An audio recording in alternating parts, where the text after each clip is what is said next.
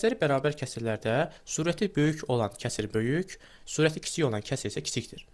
Buna bir misal üzərində baxaq. Məsələn, müqayisə edək 3-2 ilə 3-1. Gördüyümüz kimi bunların hər ikisinin məxrəci bərabərdir. Hər ikisi də 3-dür.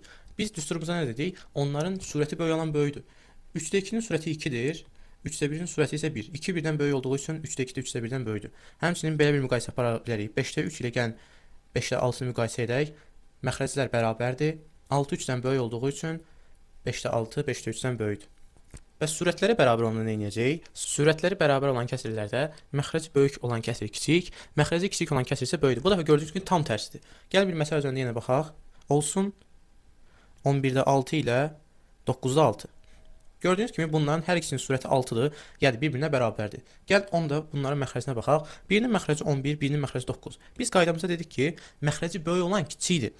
11 9-dan böyük olduğu üçün 11-də 6 5 9 6-dan kiçikdir. Surət və məxrəci müxtəlif olan kəsirlərin müqayisəsi üçün çarpaz vurma üsulundan istifadə olunur. Bunu yenə bir məsələ üzərində baxaq.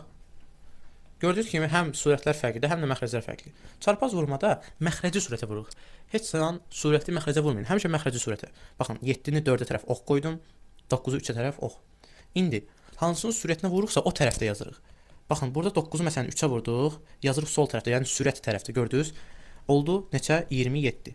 O bir tərəfini elədik, 7-ni 4-ə vurduq, neçə etdi? 28. Gördük, onda o birisinin sürətinin yerində yazdıq. 28 37-dən böyük olduğu üçün 9-da 4 də 7-də 3-dən böyük